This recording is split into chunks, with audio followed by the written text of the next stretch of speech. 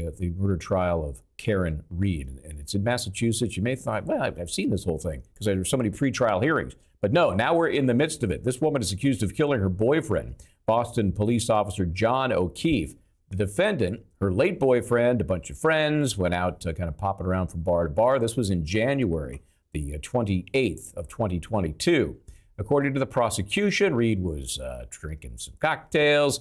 Then she drove O'Keefe to the home of Boston police officer Brian Albert, different cop, friend of the deceased. The next morning, John O'Keefe is found in a snowbank and later pronounced dead. So the defendant is later arrested, suspicion of hitting him with her SUV and leaving him to die. That's what the prosecutors argue. They say she is responsible for the death of her boyfriend. They charged her with second-degree murder, while the defense says, hey, she's been framed. This is a setup. This is a cover-up. Law enforcement is doing something to stick her. So today, the jury is outside. This is the great part of any trial, the jury view. They're going to the scene of where prosecution says this took place. Jurors went out there, escorted, of course. Interesting, they had the vehicle there, too. The vehicle she drove that night. They took it to the site of the jury view, which is bizarre. We're going to talk about that a little bit. Again, this was the vehicle that the defendant drove when she allegedly hit O'Keefe. They got that parked in front of the house on Fairview Road. Yesterday, well, they're doing that little stuff. Let me bring you up to speed on yesterday's testimony from Lieutenant Anthony Flamati. He's from the Canton Fire Department. He arrived at the scene. Okay, so let's see what happened regarding his talking about the defendant. As far as your conversation with Ms. Reed, what, if any, questions asked in regard to as a demographics or anything else? So do you have any information of who this is? How are they here? Tried to get any type of information we could from her at that time, but with no luck. When you say with no luck, what, if anything, what, if any, response did you receive from Ms. Reed in regard to your question? So the only response that I was personally given was just, I hit him, oh my God, I hit him. And when she's saying, I hit him, oh my God, I hit him, how loudly is she saying that? So she was within 2 feet of me, but very loud. Any type of follow-up questioning, did you hit him with your hand? Did you kick him? What happened?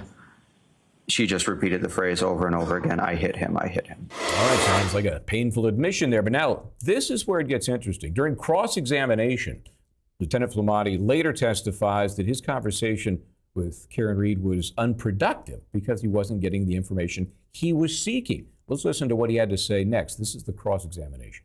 We'll talk a little bit about that report. There's an area in the report for a narrative. Yes. About your observations, your experiences with this patient, correct? Correct.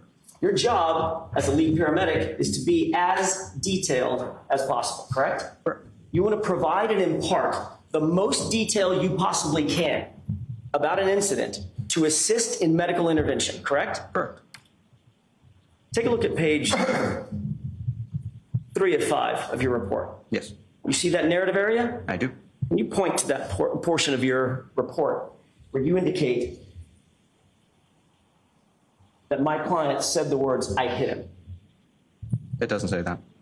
Can you point to your report, the portion of your report, where you indicate that you told the doctors and nurses that she said, I hit him?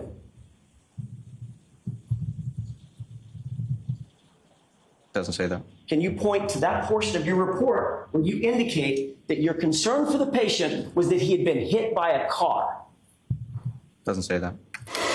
So important, not in the report, the I hit him. Another paramedic, Matthew Kelly, testified that Reed was hysterical. Those were his observations. Watch this. And that individual that you observed with red stuff that you thought could be blood around her mouth, what, if any, observations did you make of her as far as her demeanor or anything like that? She was just acting kind of erratic and kind of running around screaming different things. And as far as the different things that she was screaming, what, if anything, do you recall specifically hearing her screaming when she was running around? It was just something like, he's dead, he's dead.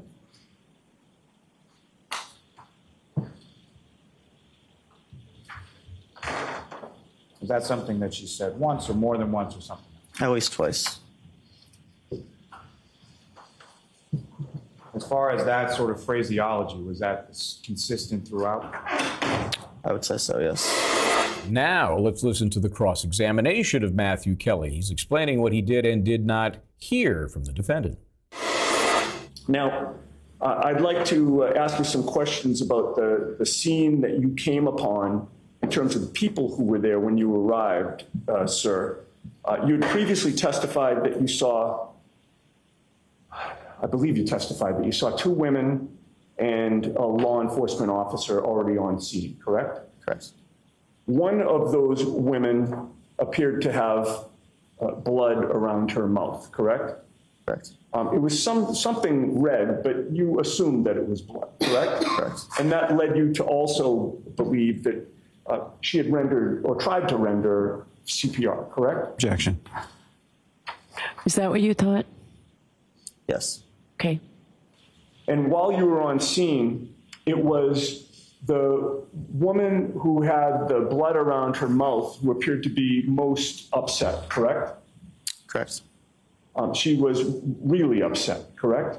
Yes. Would you go so far as to say she was distraught, Yes. hysterical, Yes. frantic?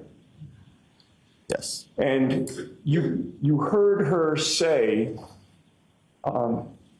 he's dead, he's dead, something like that, correct? Correct. And she didn't say it in the tone of voice that I just said it, correct? Correct. She was screaming when she said that, correct? Correct. It was very easy for you to discern that her words were, he's dead, he's dead, correct? Correct. And she repeated it more than once, correct? Correct. And it's fair to say that at no point in time did you ever hear her say, I hit him, I hit him, I hit him, correct? Okay, a lot of important testimony here to chew on, guys. Katherine Lizardo, Paul Townsend still with me. Katherine, let's assume she said it. She said, I hit him, I hit him. I'm not even worried about the he's effing dead part. That was a fact, maybe not so incriminating. Maybe she said that for some other reason. Maybe she was just putting pieces together in her mind, recounting what happened the night before. That was her interpretation of all those events, as opposed to just some sort of admission. What do you think? Yes, if I'm the defense, that's exactly what I'm going to say, especially since supposedly at the scene, there were some pieces of the back of her car or a red, the plastic from her car. So she must have been thinking, I was so drunk that I backed up on him and did not realize. So I hit him. That's why she felt hysterical. And when both of the witnesses were describing her as hysterical, irate, it sounds like she's screaming everywhere. For me, it sounds like a person in shock and doesn't know exactly what they're talking about. And as a paramedic and first responder, they would have been used to something like that and understand that someone is in shock and might be incoherent. Yeah, and maybe that's why it didn't quite make it into the guy's report. You just don't know. But this is such important information for both sides, I think. And we'll see how this unfolds as we continue to watch this case. By the way, the jury view is ongoing, and they got a chance to see that vehicle, the one driven by the defendant in the case, and the broken taillight, apparently a small dent as well. I don't know if you hit a body that it makes a real dent unless you're going super high speed, and there's no dispute this was not high speed. Nonetheless, the jury busy looking at the scene, looking at the vehicle, trying to piece this case together. We will continue to cover it and many more as the afternoon goes on. So stay where you are. We're going to take a break. We will be right back. This is Law and Crime.